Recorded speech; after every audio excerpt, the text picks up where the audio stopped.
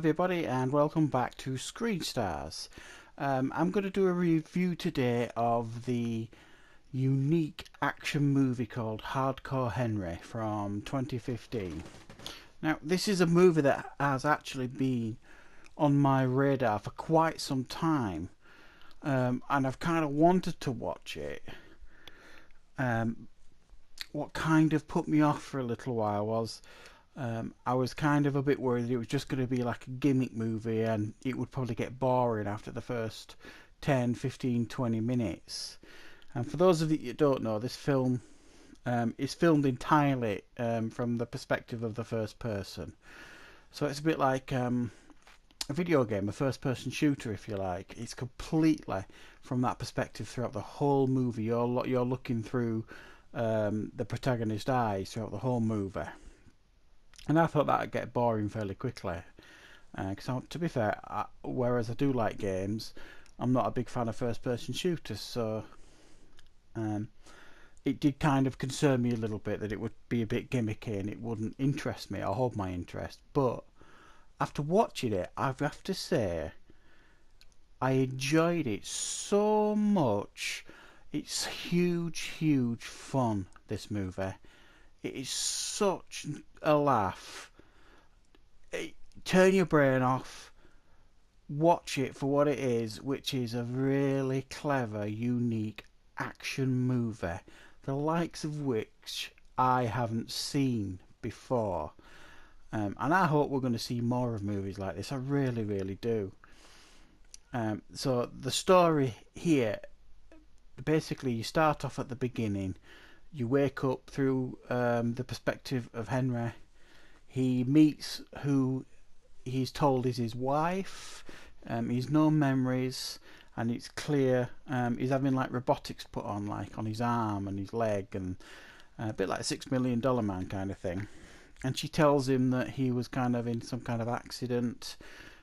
She's managed to put him together and improved him, etc., etc. And then they are attacked by this guy called Akan, I think it is, who's some kind of he's got some kind of powers where he can move objects and all this kind of stuff, which is never explained, but that's okay. And he escapes with his wife, and from that moment on, you're given barely a moment to breathe. It's just full on action. He's got to try and rescue his wife. He's got to try and figure out what's going on. And his guide throughout all of this, and ours to a certain degree, is Sharlto Copley from District 9 and the A-Team, who is outstanding in this movie. He must have had such a laugh doing this movie. He plays, and it's really confusing at first until it's explained later. He plays a load of different characters, all with different accents, all with different clothes, different personalities, but they're all called Jimmy. And there's like a narco version, there's like a hippie version, a biker version. There's a British major type version. It's almost like Split, you know, the new M. Night Shyamalan movie. He's got that many different characters that he plays in this movie. He clearly had a ball with it. He really, really did. Until that's explained later on, you really are scratching your head as to what's going on. And he's kind of guiding Henry throughout this movie. But he dies every few minutes. The baddies that are chasing Henry seem to take him out. And then almost immediately, there's a new Jimmy turns up, guiding him to these locations and telling him what he needs to do. Which essentially, it's for us.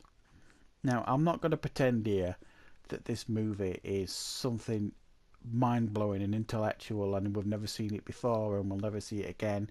It's very unique with a first-person perspective and you don't think it's going to work. But it absolutely does. It just works so well in a sense of it's because it's really brutal as well, the action in this movie, and it works so well because the up close and personal action, it's just really graphic, and there's a few times you're wincing when you're watching it, but laughing at the same time because it's just so bonkers. I mean, the fight scene at the end where he's facing literally dozens of opponents to the Don't Stop Me Now music by Queen. Literally the most bonkers thing you will ever see, but massive amounts of fun. I thoroughly enjoyed this movie. There's no story to speak of. It doesn't pretend to be something it isn't. All it really asks is that you go along for the ride, and this is very much like a theme park ride crossed with a video game, and there's just wave and wave of enemies that Henry has to take out. Very, very video game like. So, an inspired movie, this. Huge amounts of fun. And I think if you like action movies and you like a bit of originality, you're going to get a real kick out of this movie because it is something different. But it's well made and it's fun. But turn your brain off because it's not required.